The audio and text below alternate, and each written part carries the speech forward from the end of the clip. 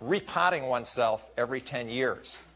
That most of us didn't have one single career that we did our whole lives, although there are some, but people could, over the course of their professional life, actually have different careers. And I think of this as actually my fourth career in the 30-some years that I've been out of school, out of undergraduate school. Part of the history is that I did spend 6 years at Stanford, both as an undergraduate and then here at the business school. And I got to know a few of the faculty, like Jim Van Horn, Jack McDonald, and others, and thought it was a pretty idyllic life. Isn't that true? And sort of deep in the recesses of my mind, I had this fantasy of, gosh, someday it would be a wonderful thing to come back here and work at Stanford. I never really did anything about that. I mean, it had, and working in the Valley in different roles, it had sort of receded deep in the recesses of my mind. And in the summer of 2000, I happened to be out at the movie theater with my wife. She was in the ladies' room, and I was waiting outside and ran into Dan Rudolph. Dan and I had been colleagues together at an internet startup. Dean Joss talked about my IPOs and acquisitions and so on, but Dan and I worked together at a company called Power Agent, and it's the one company I was with where we went for broke and succeeded.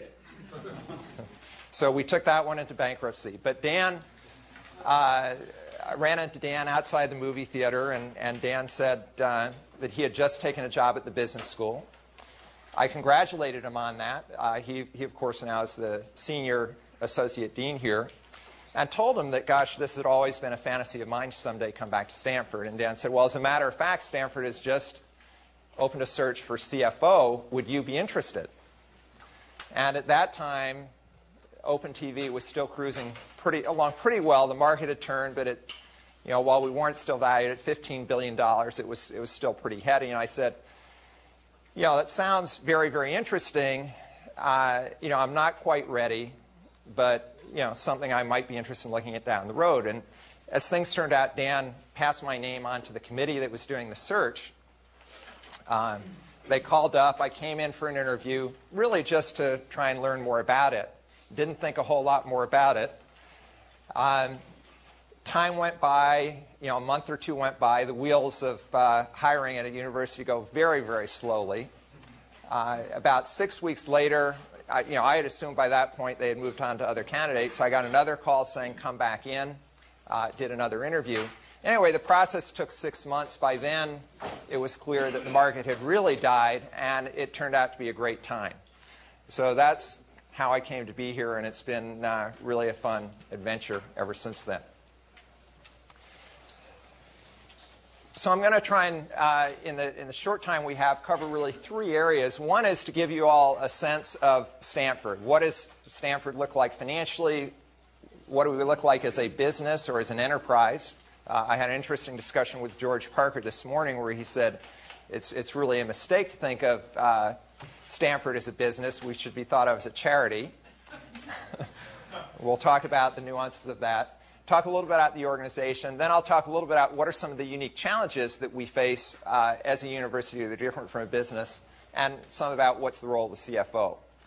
If you have questions as we go through, please feel free to jump in and ask them. To give you a rough size of the financial overview of Stanford, the consolidated budget of the university is about $2.5 billion.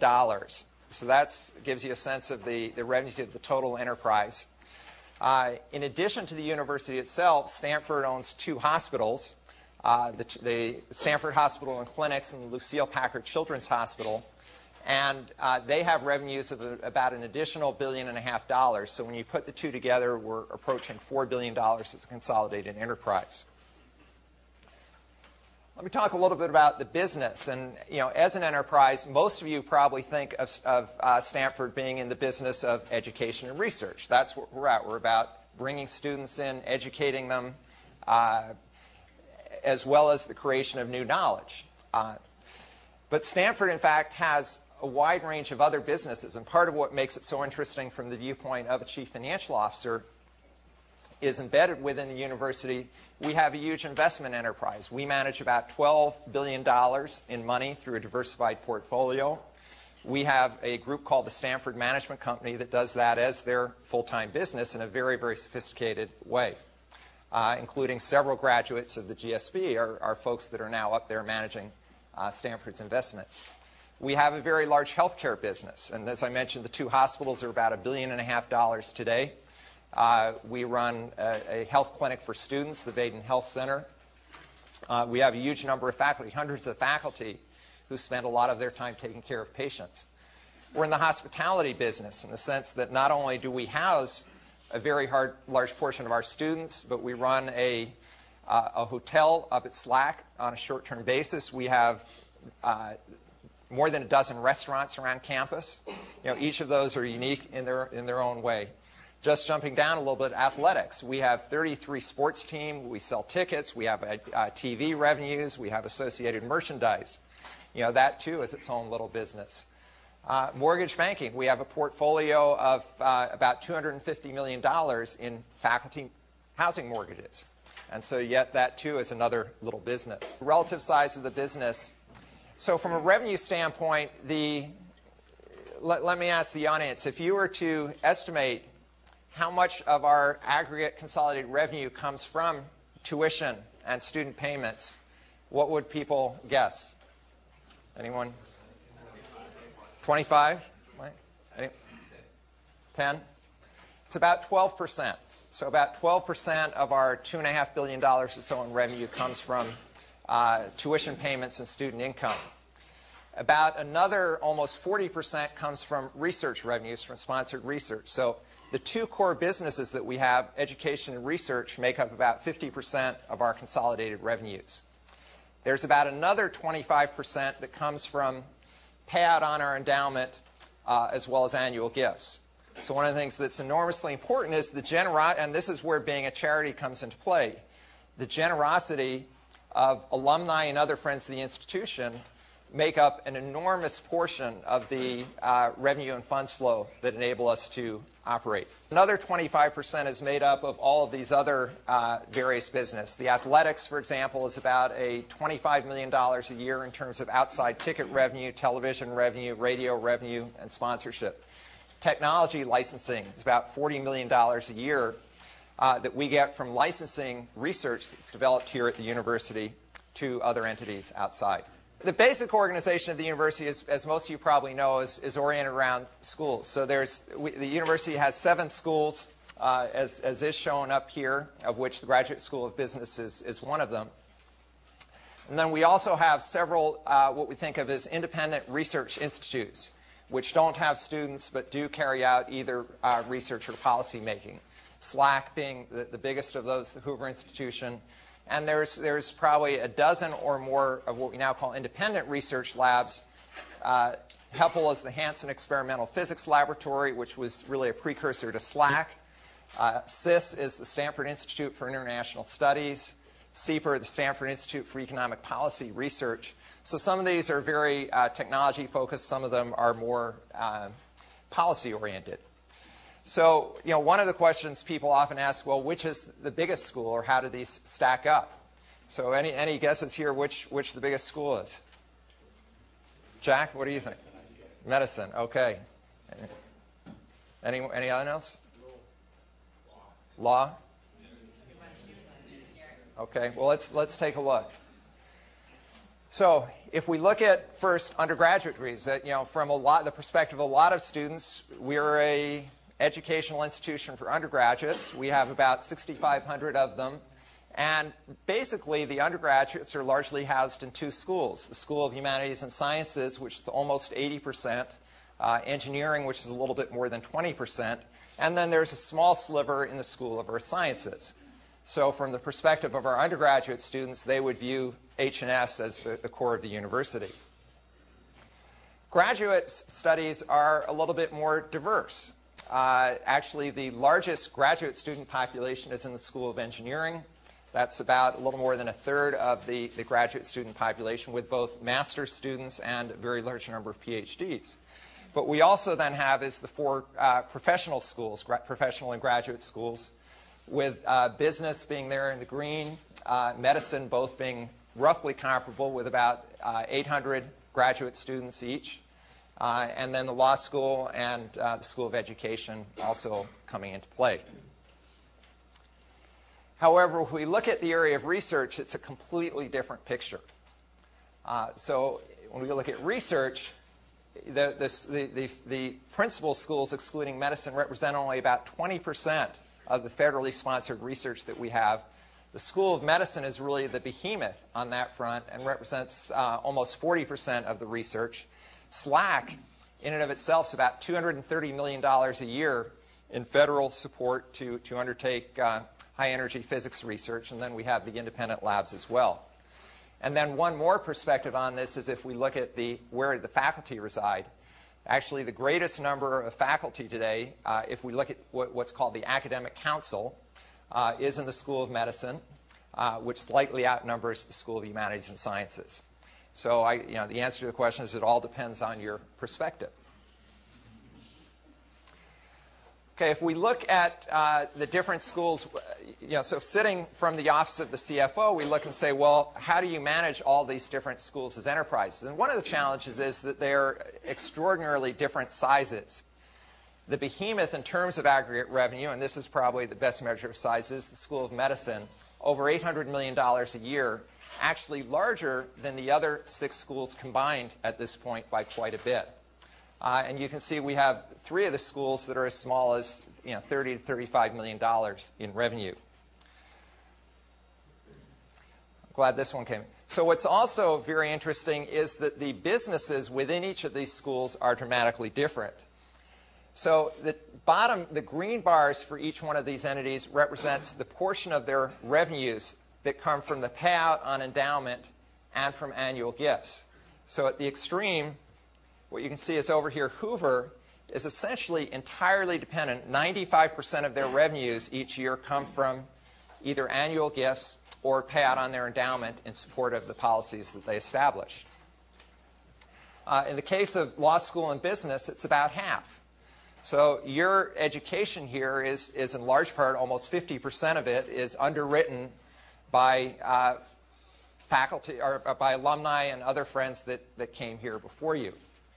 In contrast to that, the blue bar represents the sponsored research portion. And so, of course, here in the extreme, if you look at SLAC, that's 100% underwritten by the federal government as a federally sponsored institute. Medicine is almost 50%. And this is a phenomenon that's happened across the country as the NIH budget has really grown dramatically. About 70% of all federal funding now is driven through NIH. It's meant at almost every university, the School of Medicine now, or that has a School of Medicine, that's become really the largest economic component of the university, driven by that federal research funding.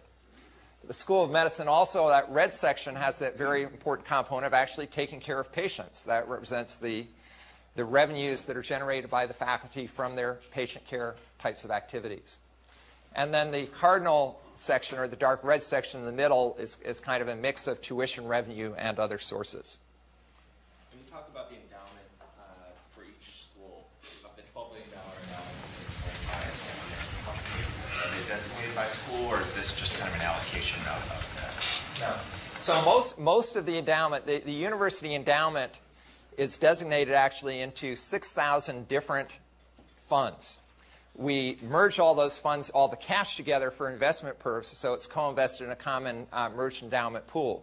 But some of those 6,000 funds are designated for a specific school. Some of them are for a specific faculty position or department.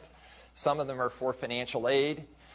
Some of them are for specific research purposes. And one of the complexities from a financial management purpose, from a financial management standpoint, is keeping track of all of those different pools of money, because we're bound to only spend the payout for one of those 6,000 funds for the purpose that it was designated for. But on these bars, the endowment payout attached to each school represents the collection of funds that have been gifted on behalf of that school.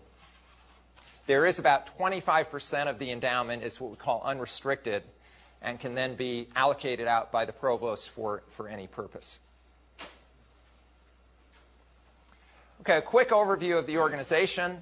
So as most of you know, the president, John Hennessy, is the CEO of the institution. He's got about 8 or 10 people that report to him, including the provost, John Etchemendy, myself. We actually have 2 people now that are playing senior development roles, and part of that is we're about to embark on a very major campaign. So John Ford, who was for many, many years the VP of Development, has now become the Senior VP for University Resources. But you can see a lot of the roles here are very externally focused.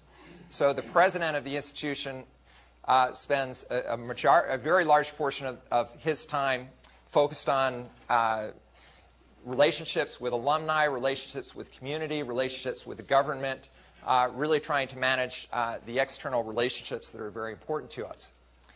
The provost's role is much more akin to a chief operating officer. Formally, he has the title of Chief Academic Officer and Chief Budget Officer, but most of the individual we think of as the business units, the schools, and the actually operating units report up to the provost. In total, the provost has about 28 direct reports. I've only shown a portion of those here, but it does represent the major offices, including Dean Joss as part of that. My role, as Dean Joss mentioned, is to oversee most of the administration of the university. And so I have a variety of the different administrative functions that report into me, with about 900 people in total doing that. So next, just talk a little about and so that's an overview of Stanford. Let me talk a little about what are some of the unique challenges and how we respond to them. So the first is, how are we performing as an institution? So when you think of traditional enterprises, most traditional enterprises have a number of economic measures by which we measure performance. Of course, if it's a publicly traded company, market capitalization is one of those. Universities, or it could be how profitable are they. We're nonprofit by definition. Therefore, if we become too profitable, people aren't going to want to view us as charity anymore. Growth is often a measure of success in other enterprises, yet we have no aspirations to increase the number of students, number of faculty, or even to increase our revenue. If we go back to our core mission around education and research, it's very, very difficult to measure. How effective a job are we doing educating you? How do we know whether the quality of your education actually compares to what would have happened had you gone to that other business school? The quality and impact of research is often difficult to measure. So how do we deal with that? One of the ways is through what I would call proxy measures. So, for example, in measuring the quality of education, we can't measure what we do with you once you're here, but we can measure the quality of students that come in. And so we look at student demand. What's the ratio of people that apply to the number of spots? What portion of those we accept actually agree to come here? Who do we lose students to head up? What are the incoming student test scores? And at least there is some view that says students are very discriminatory, and the best students are going to be attracted to the best schools. So if we're getting the best students, we must be doing a good job. Financially, we do look at institutional wealth. Who has the largest endowment? Who gets the most annual gifts?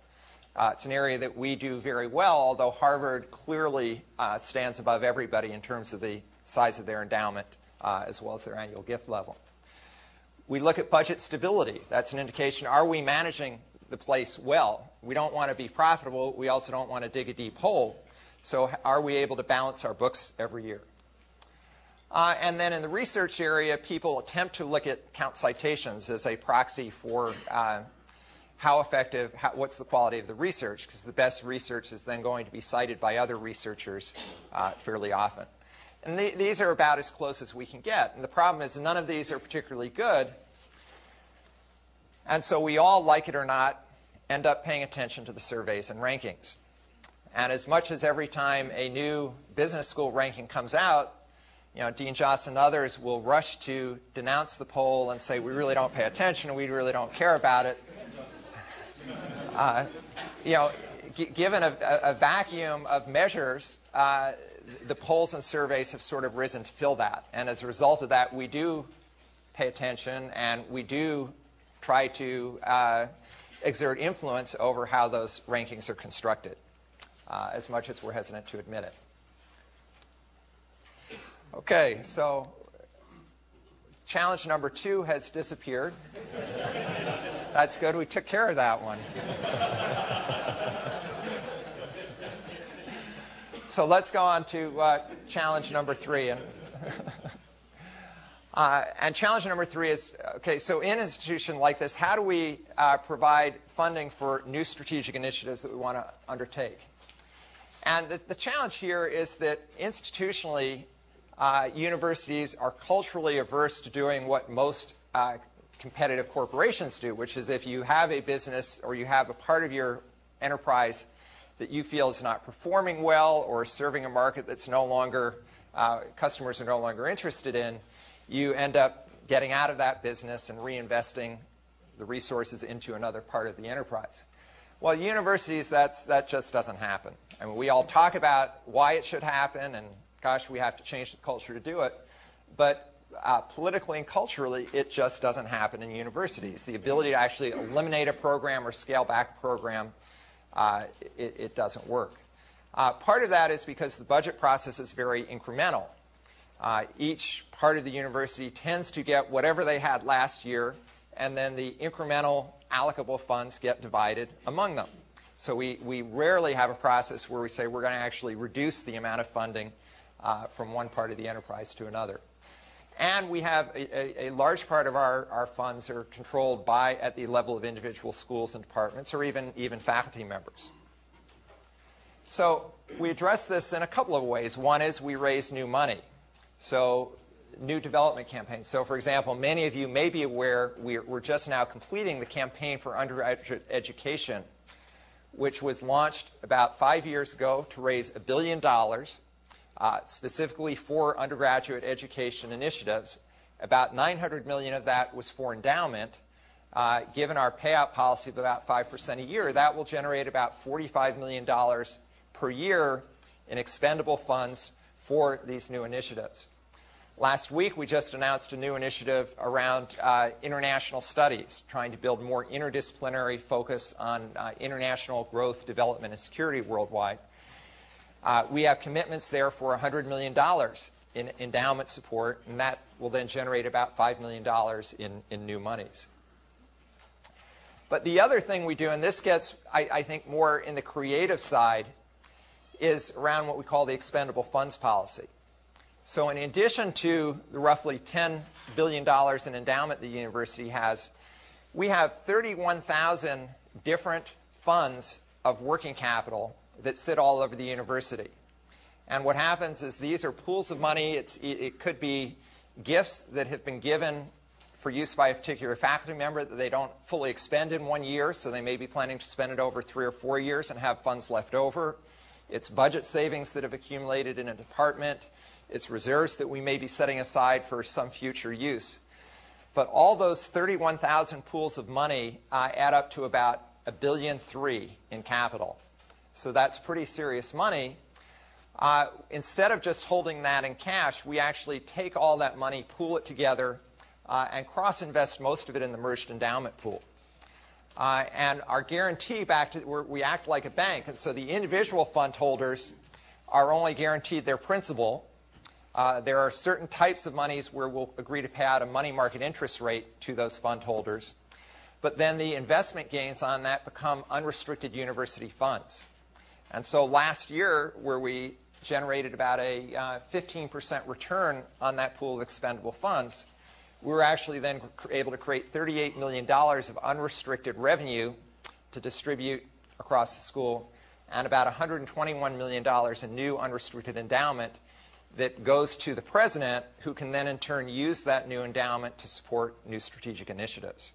So that's one example of some interesting machinations to address what otherwise would be a big challenge. So let me move on now and just talk about what does a CFO do, and I'll highlight a few of these areas. It's a lot of different functional activities. Let me start with just the management side. So my organization is about 900 people. It's organized in about 10 different groups. Over the 4 years that I've been here, Most of my senior staff, I've had to hire new people in all those positions. I think there's 2 people that still were here when I came. Some of those positions I've hired twice. So that's a very key role in any organization is who do you hire and can they be effective at leading the organization. Like any other leader, I have to set a vision, a set of strategic goals, define initiatives, decide how to compensate and incent people. And one of the issues that I've had to look at here is should senior staff at university be incented? Should they, historically, the norm has been just receive a flat salary, but we've actually put in place a management incentive program where people have a set of goals each year that we spend a lot of time defining, and if we're successful in accomplishing those goals, they have the opportunity to earn a bonus. And the intent of that is both to sharpen our focus around having discrete initiatives as well as providing performance incentives. Another area is around financial accounting and controls, as you'd expect. So while I don't raise the money externally and I don't do the budgeting, I'm the chief bean counter. So we do produce an annual financial report. We have to define accounting policies, and there are continuously issues as to how we deal with certain different items. And we are not immune from all the attention that's being played around internal controls. So even though Sarbanes-Oxley, as federal regulation, is aimed at SEC-registered public companies, many of the same issues that are brought through in Sarbanes-Oxley have filtered down into universities as well, and we're having to pay a lot more attention to our control processes and procedures. Management accounting. This is an endlessly fascinating area within university. A lot of what we do is we have a wide set of policies for how we allocate different kinds of expenses, how we collect and redistribute income.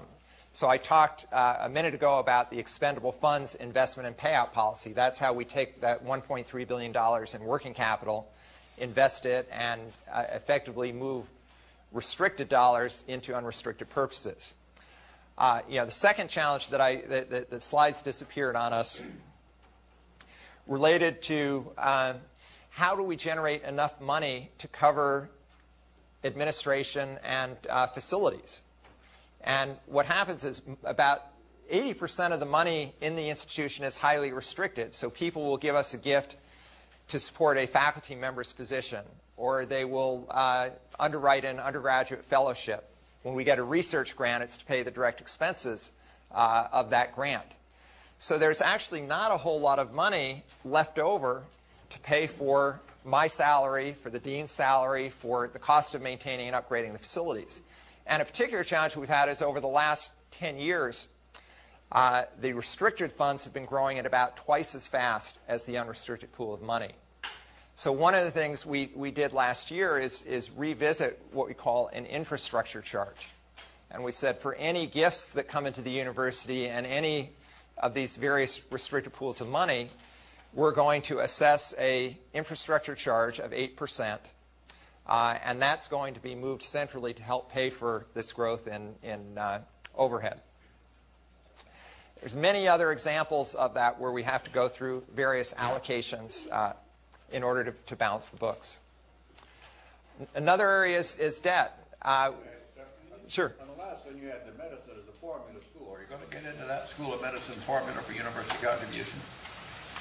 I can let me talk a little bit about that. Like I mentioned, is 26 years ago when I was here, we were a formula school. I just wonder what's happened to that. How do you decide whether you give us money or we give you money? It's always you give us money, Arjay. He hasn't lost a beat. He has not. No.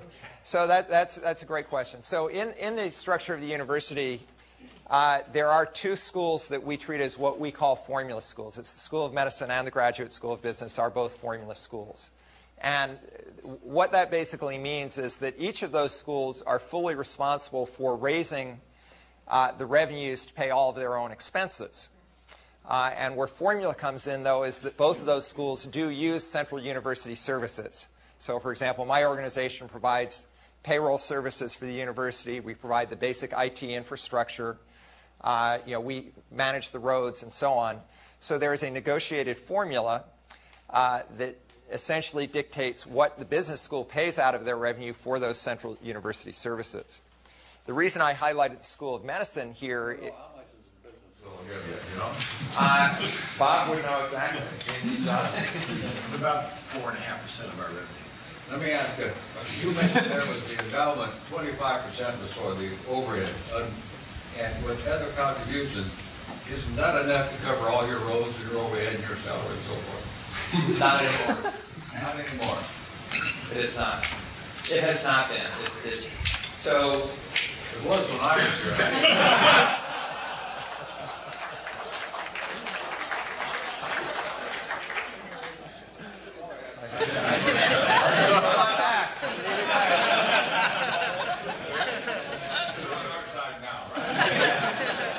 Absolutely.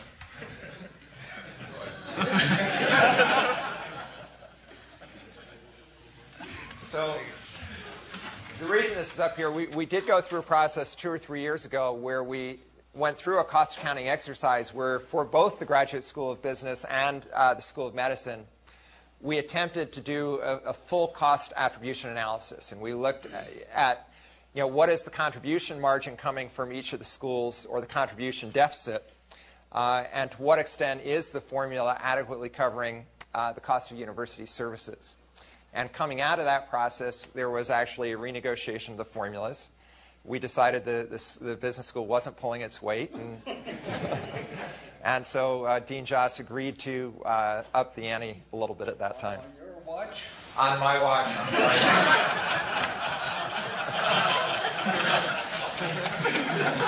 Okay, let's move on. Should have made him an undergrad. That's right. I've got mixed loyalties. Okay, so the university does actually issue publicly traded securities. We have about $1.3 billion in marketable debt out there. We issue 1 or 2 new debt issues each year. Some of our debt is taxable. Most of it is tax exempt. We use fixed rate and variable rate. We use swaps. The individual Odile Dish-Badkamkar, who manages our debt portfolio, has sat through all of Professor Van Horn's classes, and as a result, we've become much more sophisticated in the last 2 years, thanks to his support on that. One of the areas, though, that we also are very attentive to, because this is publicly traded, is disclosure. And we, a few years ago, created a bondholder disclosure website where we try to be as transparent as possible about the financial status of the university, try and get new news out there. And even though I have to say our debt is AAA rated and it's not very volatile, we still think it's important to create a level playing field for investors, much in the way as a public equity company would do so. Probably my biggest headache by far as CFO has been our information systems. We initiated a process actually before I came here to move from what had been legacy administrative systems built on a mainframe using a proprietary language called Spires towards modern packaged off-the-shelf applications based on PeopleSoft and Oracle.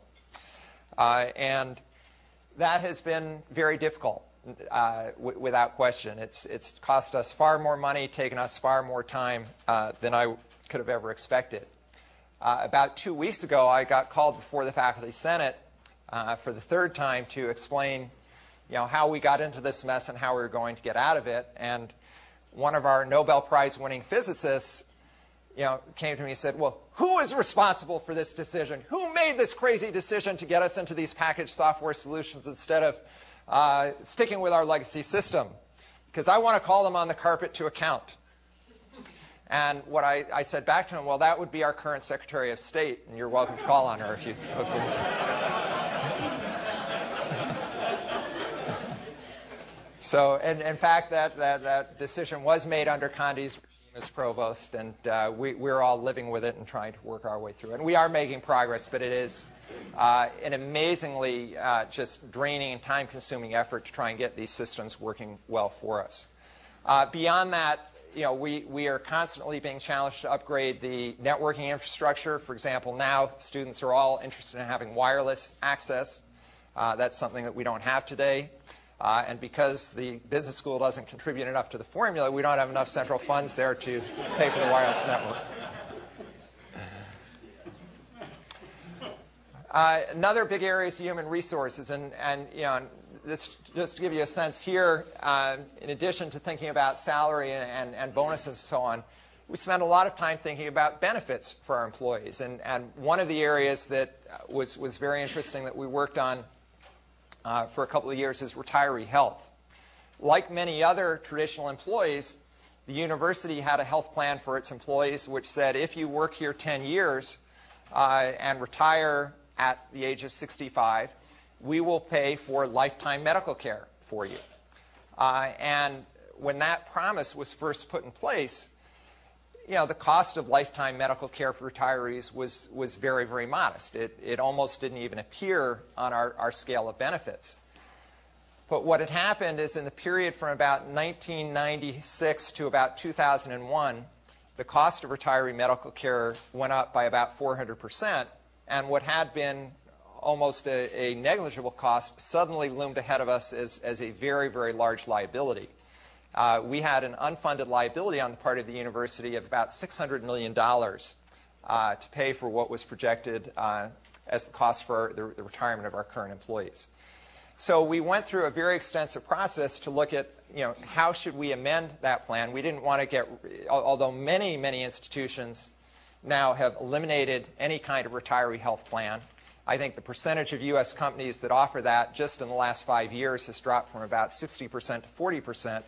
And even those that continue to offer it have dramatically scaled back the level of benefits that they offer.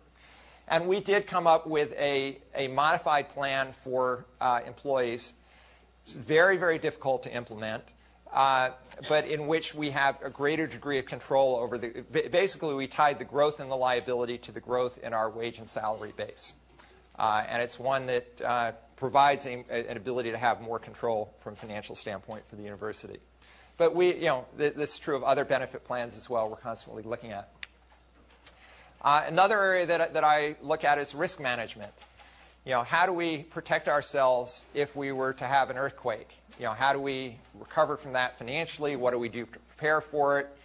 To what extent do we invest in advance in making our buildings structurally stronger versus putting aside a pool of money that we can call in when those buildings collapse and are no longer functional? Is that a risk that we should attempt to insure? And what's the relative and so we did investigate that and attempted to model it. Just an example, we found that the premiums to try and insure that risk were about 8 times the expected value. So that's an area where we decided not to purchase outside insurance, but rather to try and cover that through internal means. Public safety, I oversee the police department. So if any of you have parking tickets, no, I won't help you out with those. But there's we are a small metropolis. There's probably 20,000 to 30,000 people that are here on a daily basis. Student events, I'm sure not among business school students, but undergraduate events have been known to get out of hand at times. And there's a lot of risk for the students and risk to the university associated with that we try and manage.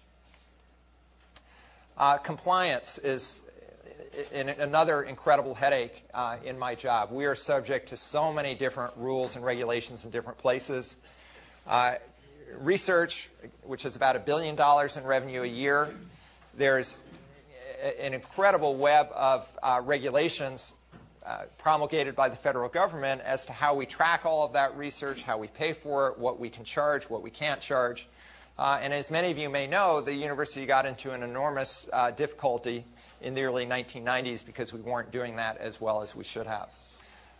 There's issues around tax compliance. Privacy is now a huge new area where we're having to put in place a whole swath of new policies and new information systems in order to protect the privacy of health information and financial information. So this goes on. Some miscellaneous things that fall under the role of CFO. When I came in here, as I went around and met people, everyone would hand me the business card. And I started to notice that every business card in the university looked different. And in fact, we had about 10 different versions of the university seal. We had about 18 different versions of the Block S identity. And there was no place people could go. So I said to people, well, what is the standard? Isn't there like a style guide? And there wasn't one. So we set out a project to create a university identity. We put it up on a website. We've now tried to encourage all of the different units of the university to adopt these common themes. And we actually license them out for logo wear, for clothing, and things like that. Student music service. There's a lot of interest now in having available a music subscription service for students. So that's becomes sort of a miscellaneous project. And then there's other activities that I sit on various boards, various committees. I actually do freshman and sophomore advising. I've been a mentor here in the GSB. And like everybody here, we're all helping to raise money. So I've helped out the business school and help out on the undergraduate side as well. So that gives you a little bit of sense of